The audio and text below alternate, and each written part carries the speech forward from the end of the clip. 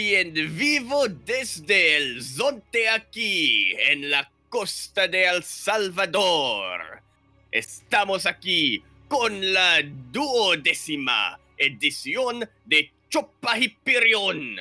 Yo soy tu anfitrión, Yakuzaku, y conmigo hoy, the turkey that brings you the bacon, Lit VIP. Saluda, hola, Lit. Bienvenidos todos, aquí estamos con Copa Hyperion 12. No, whatever you said. We are here, we are live, we are back. Mate, it's beautiful, it's early morning. I literally just finished my bacon and eggs. And, mate, we got a TvZ. We are starting with a TvZ. Beautiful. You'll love to see it here in Latin America. And of course, starting us off here on Death Aura, over on the bottom right-hand corner of the map, spawning all the way in the bottom right-hand corner. The Red Terror coming out from Peru. Peru? Peru! Gonna be representing Rebirth Esports. We have NeO. And spawning in the top left-hand corner of Death Aura LE, we have his teammates. We have hailing from the land of Chile. It is the blue Zerg player. It is ShotnVelt.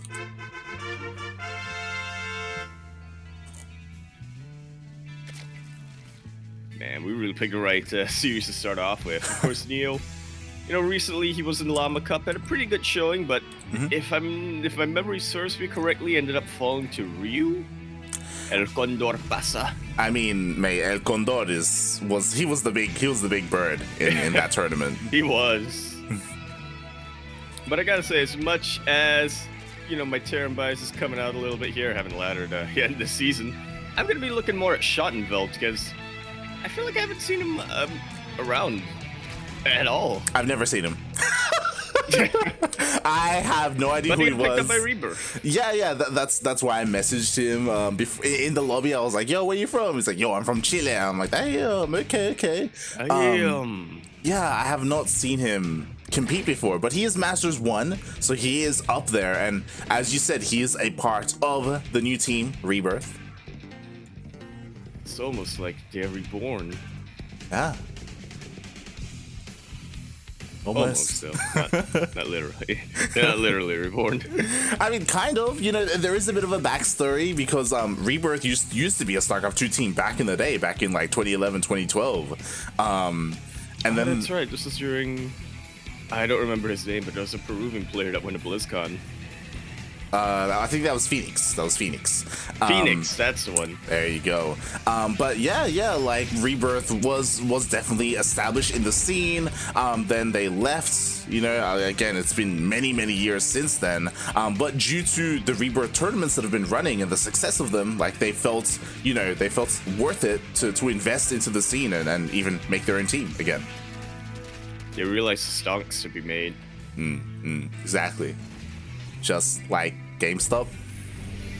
Question mark? I still don't know. I don't know how that works. I don't know how any of that works. I did not look it up whatsoever. I took financial math, and that just taught me how to do taxes. It was during the cast with NA Apprentice with Melty, like before it started. He's like, "Yo, have you heard about this GameStop stuff?" I'm like, "What?" Did not hear it whatsoever. Dang, I'm too hot to understand how any of that works. So. Are you ready to unpause? All right, we got a referee. All right. Oh, 3, wait, 2, 1. Huh. Game. God damn it. Well, I thought that's what you were asking me. I thought you were like, "Are you ready to unpause?" I had my finger on the button. I had to scan through my keyboard to find the button. Because I don't use that button often. Your confusion made me worried. That's why I did it. I was like, oh my god, he's not gonna get it in time. I gotta do it. Okay. Look, we'll coordinate better next. Okay. Wait. So next time you count down and I'll unpause. Yes. Okay. Got it. Okay. Don't have to look for that button anymore. But speaking of coordination, NeO not going too greedy here. I feel like it's been a while since I've seen this, like, because I'm so used to casting the Asia tournaments. No 3cc before Starport. Mate, you see it all the time in Asia, right? Like it's a Them Asian Terran players, they are so greedy, but NeO, I almost said NeO, he's doing it light. Oh, we're gonna get ranged libs. Oh, but it's happening. I don't know if it's gonna be that, but I love this because, like, mate, I haven't seen this since last year. You know, I haven't seen this in a very long time. And I suppose there might be a bit of a reason for that. You know, there was the Arise Aspire play coming out for a while from Zerg players, but it has definitely been long enough that, you know, if you're someone like ShotnVelt, this sort of strategy, right, or tactic, most likely is going to be BC's in it. That's going to be at the absolute back of his mind. He's not going to be thinking about that. Well, the thing is that ShotnVelt is being pretty greedy right now. Like, he's going for a very fast lair, and that does cut into your queen production. There are only 4 queens out right now. They're spread out because they're injecting. The lib is already coming in. Like, it's going to be difficult for ShotnVelt to really, like, defend against this. It very much will be. And here's the other thing that I really like coming out from NeO. He's making this seem like a normal lib Hellion build. You know, if you're ShotnVelt right now, you're thinking, all right, there's probably a bio or maybe a mech follow-up after this. It's not likely you're going to be thinking of these BCs. Oh yeah, exactly. That's the last thing that's going to be in your mind. Speaking of mech, by the way, there are 2 more factories are being thrown down. Whoa. Oh boy. BC mech. So not only is it a BC opener that we're seeing, BC mech, I mean, that's got to be even older. Yeah, it's something that, again, we just don't really see. And recently we've been casting a little bit more of NeO, and NeO has been more of a bio player, so he's kind of switching things up this week.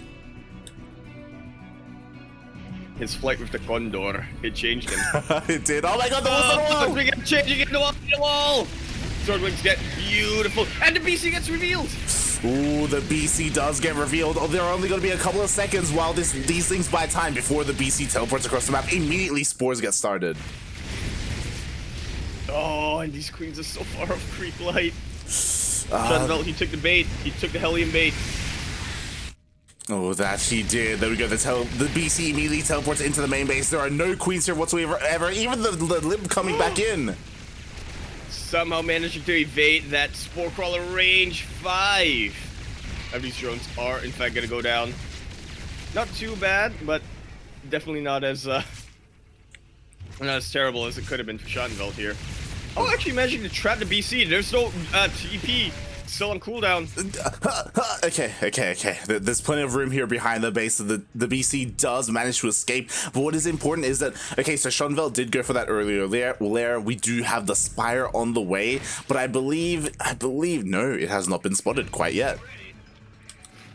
Oh boy. Well, it's gotta be something that, you know, NeO is likely to be suspecting, but he is not suspecting this massive Ling run by. Nothing back at home. This is the problem with mech, isn't it? It takes a lot longer for you to be able to get your fighting force out and transition. Oh my god, and this is disastrous. Like, the amount of SCVs going down is insane, especially compared to the amount of damage that he was able to do with the BC as 20 workers go down. Jesus Christ. Jesus Cristo. Even with all of that... Dios mío, papi! Oh god. Padre! Hey. Oh god. Even with all that mineral walking, NeO still loses 24 SCVs. Exactly. That was far too much damage. I mean, to be fair, NeO does have triple CC. He's actually about to have quadruple CC. Like, dang. Well, if he rebuilds it, that's the SCV. Yeah. He's got 4 on the way, so he will be able to rebuild. And if we look at the worker count, he's only down by 20. So it's something that he can come back from, but 20. Yeah, it'll take a while there, right? Yeah, thankfully, you know, mules can shorten that gap for quite a bit. Remember what you said, he didn't see the Spire light? Yeah, no missile turrets. I don't see any turrets. No, yeah. He's starting now. The only anti-air is gonna be 1 turret and 1 cyclone. And the BC. Okay, I forgot about the BC. Yeah, the BC did manage to stay alive, but here come the mutas. Thankfully, there aren't too many of them, so the BC can actually go toe-to-toe. Oh god. Oh god! That's like so... Oh, ShotnVelt. Just got shot across the Velt. What does that mean? What is the Welt? Yaku. I think in German that's world. There you but go. It's spelled with a W instead of a V. German Warbird in the chat. Why did you let us let us know? Verify that for us. Oh god. As NeO is still getting into the swing of things, again, he's still far behind in workers, but now he's got 4 mules going on. He's got 4 SCV production. Hey, like he's okay. Making bank. Just like GameSpot. Yeah, there you go. Just like GameSpot. Wasn't that a website? Oh shit, it is. GameStop, that's the other one. Alright, NeO trying to see how he can equalize. Not quite finding it with these VCs. But he does manage to keep it alive. Which helps against run bys like this. No SCVs going down this time. Turret will, but that was the least of his concerns. Yeah, that was a nice hot pick up there with that CC. I think lifting up the CC automatically made all the SCVs run away? Question mark. I think that's a pretty smart way of doing it. I think it did. Yeah. It's not always reliable, you know. Sometimes the SCVs run into the banelings, but you know, it worked out pretty well for NeO. Yeah, definitely. You know, he's getting the wall up and running. It looks like there may be a little bit of a gap there, so hopefully he is able to patch that up. Nah, that's a choke point. That's intentional, that's is. Right. Yeah, exactly. I mean, look at all the splash damage NeO's got. Look at the Ling run by come through here and just kill 20 more SCVs. Oh god. Yeah, but imagine one Hellbat standing there. Yeah. True that. Medevac overcharge. Oh god. As things are kind of slowing down, which again I do think favors NeO quite a bit. Like he's actually getting 4 bases up and running. He's still behind in workers, but he's slowly catching up, and I appreciate that he's working on this battle mech style, on this Ferrari mech style, as opposed to something that we see, you know, mass like Tank Thor. Pig Jr. Yeah, I was saying the same thing. Funada Pig Jr. Oh god. Yeah, definitely a bit more of an active style. I will. Oh. So we do get a bit of a pause. I think NeO paused the first time, so now, yeah.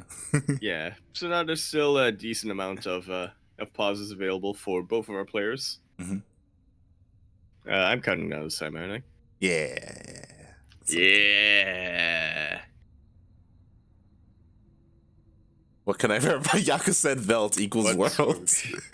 Yeah.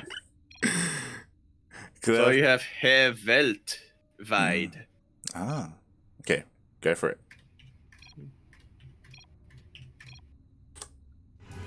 Oh, look at that. Look at that. Beautiful. Beautiful. Sean. Oh boy. So this is kind of interesting. So ShotnVelt behind this, like he's not just going Lingbane Muta, he's like mixed in Ravagers, and he's also working on Infestors. Yeah, you don't really see Zerg players go one or the other as your counter to mech. But I don't know, this might be a best of both worlds if, you know, ShotnVelt is able to get a lot of harass done and really slow down the economy in NeO, or it could be the worst of both worlds where he just doesn't have enough firepower to effectively take on the army. Yeah, like, I mean, to be fair, Infestors are kind of what you want against Battle Mech because, like, it's so mobile, they can kite forever, so you kind of want to get those fungals off so you can, like, shut it down and then you know, deal with it with your ground-based army. Oh, God. Oh, God. Speaking of ground-based armies, pretty far off creep ShotnVelt is going, and in this scenario, the Battle Mech definitely has the upper hand in terms of mobility. Beautifully placed tanks, taking out so much of the ground Zerg army before it can even connect. This is a massacre going off in the Zerg light. Oh my god, every single Muta just got destroyed, vaporized out of the sky by those Thors, and now the Banelings are done, but what are they gonna do? They're just gonna die to tanks. Look at that army supply difference. NeO, he's got to be smiling, grinning cheek to cheek right now. All he needs to do, move across the map with these very, very quick units, and pretty much take the win. Exactly, there's nothing left. ShotnVelt made a round of drones as that was happening, as they just finish up. Roach Ravager is popping out, which is great, but it's a little bit too late. He just threw away so much in that attack. Now, granted, he might be able to buy himself some time. No, the Ravagers are going down. A little bit of a pause there. I think that might be Bladency. that might be really getting to ShotnVelt a little bit, unfortunately. Oh, yeah. Yeah, there's just the Might big. explain some of these. The Yeah, I big, might have explained some of those micro moves. it could have. The big mech energy of NeO is just pushing out across the map. There's nothing to stop it. The hatchery is going to go down. And sure, like, there are a couple of roaches trickling in. There's a couple of lings trickling in as well. But, like, look at this. This is terrifying. Absolutely. Doesn't even have to siege all of his tanks up. He's already established a foothold without actually, stepping foot into the Zerg base. Yeah, pretty much. As this is going to be the last-ditch effort here for ShotnVelt. He's trying to deal with his army. He's a concave. Yeah. But there's just way too many tanks, and the Thor is really acting as cleanup crew. It's got to be GG, doesn't it? Yeah, it's got to be GG, as the BC does get biled out of the sky. Nicely done. But again, it's all about that ground army, the Thors, the tanks. Eventually, we got there with that composition for Nada Pig Jr., but NeO, It's like half the length of a Pig Jr. game. Exactly. Pig Jr., sorry, NeO, he got there a lot faster. Oh god, the Spire is under threats. Ay. And NeO, he's showing up strong here. Again, NeO really impressed me in LatAm Dorada, right? In that Peruvian-only tournament. But again, that's only Peruvian, Here come, like, some of the other countries like Chile. But NeO, he takes game number 1. GG. Showing up his teammate just like that. Saying you got a lot to learn. Before you can beat a world. Weltveit. Sorry, worldwide. Ooh. Yeah, we're learning. Ooh. Herr Weltveit. Weit. Weltweit. Exactly. Shout out to Fernantok in the chat. Yes, unfortunately, I noticed it as well. There are a couple of prominent names missing. The two big ones are probably Paco, Mike, and Eggs. They're not here today. But thankfully, wait, Paco Mike is on Alpha X, right? Yes. Right, okay. Not Rebirth. Eggs is on Rebirth. So, yeah, thankfully, filling in for Eggs here is going to be two of his teammates. Yeah, definitely. I even saw a couple of Rebirth players in the chat as well, cheering for their boys. And yeah, again, it's really impressive how much Rebirth has grown in such a short period of time. Like, they really, I don't know who's managing the team, but like, they picked up like a good of like key players. It feels like they were just recently born. Birthed. Growing so fast. They grow up so fast. That they do. Oh god, soon they're going to be going off to school as well, and we have to... they're going to have Rebirth Academy. It's funny how many... I feel like this is most really... I'll get into it later. Here are going to be continuing the buff show match, so to speak, if you will. On Pills of Gold, LE, holding up Maras's bank account. I don't think Maras made this map. I don't think she did. One map that she didn't make in the map. In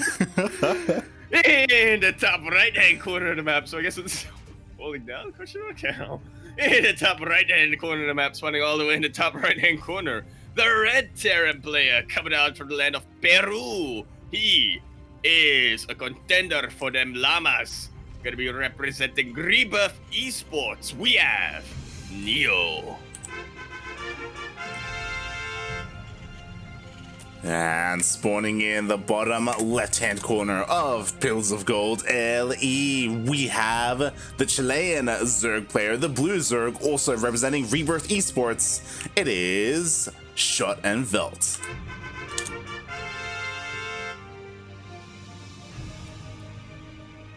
So, what does this mean? ShotnVelt? Well, Yeah. okay, so we know that Velt is world. Or maybe it's not Shot-N. Maybe it's Shotten. ShotnVelt. Does that make things better? Does that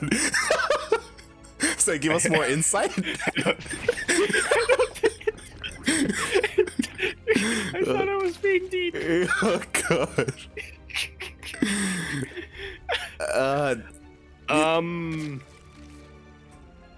German warbird in the chat. If this means anything out here. if this means anything in German, let us know. And why is it Chilean called this? I mean, Chile. From what I've heard, Chile has some. From like the early days of when they became independent, they like took, or like Germany helped them out a bit, or something like that. Or they took some inspiration from Germany, if I'm not mistaken. I mean, Mabels can probably educate me more on that. Or eggs as well. Or eggs as well. Probably not Dastan though. Darkness probably can. Yeah, Dastan. He would have no idea. Yeah, he could tell me about what Japan did to Chile. Oh god. Also, I want to give everyone a warning. So, I just looked up ShotnVelt on Google and I found his Twitter. Funada, I look. All I'm gonna say is that he's very. Yes.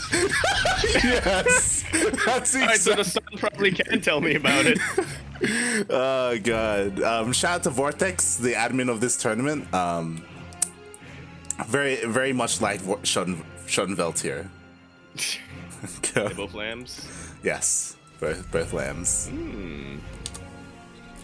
Nice and innocent. So, turns out ShotnVelt, it stands for his desire to be put into a cannon and be shot across the world into Japan.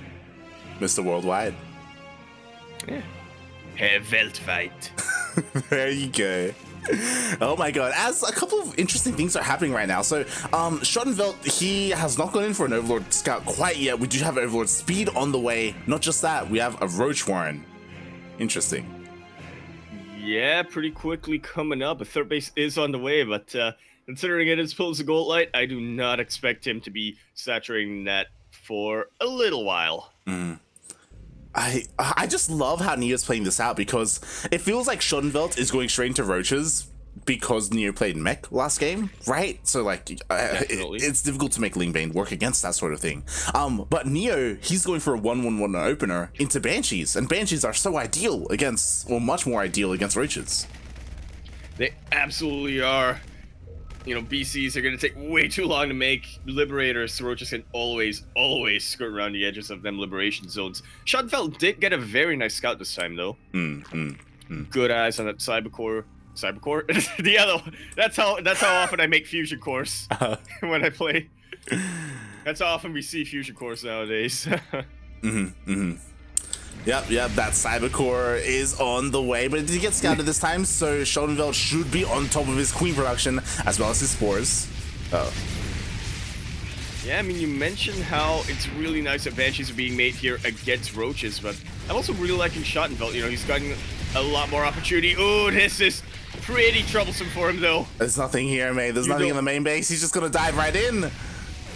Drones start to bunch up. Oh, they're even fighting the Hellions, which can sometimes work, but you're going to be taking sacrifices. 12 drones have went down, and this is before the Banshee even came in, like. My god. Dios mío. That's crazy. Like 12 workers going down. I mean, to be fair, like it wasn't lined up perfectly with the Banshee, as it looks like the Banshee is staying at home for the time being. But regardless, 12 workers going down, all that lost mining time, a full scout of all the bases as well. That was incredible for NeO. Very beautifully done. I mean, this is still a 3-hatchery Zerg, so, you know, ShotnVelt can absolutely remake. I mean, already he's overtaken the worker count. But it does also mean that all of that larva that ShotnVelt wanted to make into Roaches isn't being produced either. NeO, he has absolute map control. He's going to get even more of that with that BC coming up. And just hang back and do whatever he wants without worrying about defense. Yeah, definitely. I mean, the thing about the BC though is that unfortunately he got scattered pretty early, so it's difficult to find damage with it. So far, he's just chilling at home being defensive, which is fair, right? Like if there was a big roach attack, like it would do wonders defensively. But again, that was a big investment. Like you want to get some kind of value out of it. Yeah, which not exactly finding at the moment. Maybe just a little worried about them queens for some reason. You know, Pills of Gold doesn't have quite as much dead air as Death Aura does. It still has some pretty nice opportunities here, but you know, it's a little bit more awkward than just say clicking behind the mineral line. Yeah, yeah, definitely. It's a little bit more difficult to pull off. As we once again have another, I don't know how, but these Hellions are just finding ways in. Hellion run by, and the door's open. Just able for him to really get in. Okay, 3 drones this time, not too bad. But here comes a real moneymaker for NeO. And I do really like that he's being a lot more active with it this time. There's no anti-air apart from these queens. And this hatchery, very much vulnerable. There is a lot of area here where there isn't any creep spread. It's going to take a lot longer for these creeps to get in, but they do manage to find some damage. And oh, I like that spore placement. Oh yeah, definitely. But you know what? The BC just goes straight into into the main base. The queens have a long way to traverse to actually get there into that main, so damage is being done. Yeah, that Spore Crawler definitely buying a lot of time for those queens to come in, and they do manage to get here, but this, keep in mind, this is a BC that marched its way across the map. There's that teleport being used, 5 free drones, just like that. I'm sure NeO wanted to get more damage done, but considering he didn't lose the BC, that's already a net positive. Oh yeah, exactly. Very well done. Even forcing ShotnVelt to invest a little bit into those corruptors, as he did throw down a Spire earlier. But again, that's really the only thing in the skies to focus on. Everything else is here on the ground, the tanks, the Hellions. I am surprised that we don't see much investment into like either Cyclones or Thors. Yeah, this time, well, it could be because of the early roach run, right? He saw it out and thought, okay, I'll focus a bit more on my tanks and just spread them out in a way that makes it harder for these Ravagers to, you know, really get some biles, get more of a defensive position up, and then later on I'll transition more into something of the Cyclone army, because you still do want Cyclones, no matter what you're facing in TvZ mech. Again, so many drones have gone down, but the Corruptive's targeting that CC. As he's going right the opposite direction, and because it's Lifter Light, these Corruptors are going to shoot it. Exactly, Caustic Spray was taken out there, so they are forced to just auto-attack, but Caustic Spray is on cooldown, so now the CC can get repaired. It has survived, and I do like that ShotnVelt, he's attempting to do something with these Corruptors, right? Like, they have to, I like the BC, they have to do some kind of damage, but unfortunately, like, they haven't found the BC, they haven't even taken out this Banshee that hasn't done anything this game whatsoever. Oh god. I don't think he even researched Cloak, I It didn't.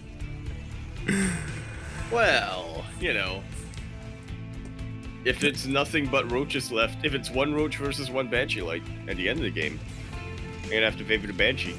Exactly. That could be what it comes down to, is finally we do have that switch into Cyclone production, so NeO isn't neglecting his anti-air. But what I will say is that ShotnVelt, I do think his army composition is a little bit better compared to game number 1. He's working on his upgrades, he's going for a more heavy Roach Ravager composition. I'm just hoping we get to see the Infestors at some point. Like, if you recall, game 1, he invested into the upgrades, but like, I don't think he even made a single one. Them, yeah. Well, the Infestation Pit did go down, but we'll see if he just uses that for Hive, or if he is deciding to get some Infestors, or maybe even some Swarm Hosts, like, because apparently, you know, we're seeing some BCs come out, we're seeing some of those 2019 strats. Maybe get a couple of Swarm Hosts coming out from ShotnVelt here. Yeah. Again, like, Swarm Host can work very well against this as well. I do think it's a little bit too late. Like, I think if you're going Swarm Host, like, maybe skip the Spire, because again, like, that gas investment does delay quite a bit, as he's going straight into Hive. Okay. So you might be seeing some 5-tech coming out, or he might just be using those for upgrades, to being honest. Greater Spire would not be a terrible switch coming out here, don't you think, Lloyd? No, yeah. He's gonna need a lot more Corruptus for that, though.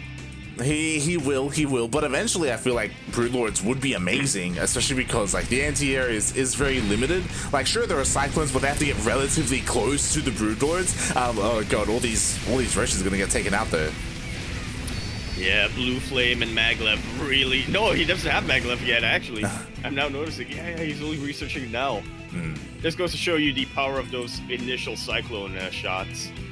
How much damage it can really do against armored units like that. Yeah, exactly. And there was also a bit of an anti-timing where those Roaches like +2 only just finished up now, and the Cyclones are across the map. All those Roaches just went down, so they're not here to buffer, they're not here to protect the base. +2 weapons did also just about finish up a NeO. Magfield is going to be coming on the way, just like that. Free base. Boy, essentially, What more can you ask for? What more could you ask for? Overseers, no! Oh god, the Overseers go down. These Ravagers, they're so naked. There's nothing to buffer for them. Like, they'll be very costly if they get focused down. Yeah, they do a little bit better against these Cyclones, but he still has to worry about the Blue Flame Hellions, right? In the end, it's pretty much the same amount of damage coming out no matter what against ShotnVelt's army. This is just an expeditionary force for NeO. Yeah. His main army is way all the way back. This is a fraction of its 117 supply. GG! Wow, GG. We were talking about it. The main army of NeO, all the tanks that were all still at home. He didn't even need them. Dios mío. Where's the button? Where's the button? Oh, is this best of 5?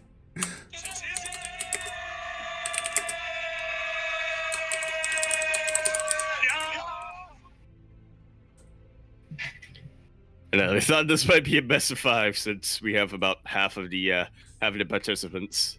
We only have 33 today. Only 33. But GG, well played, NeO.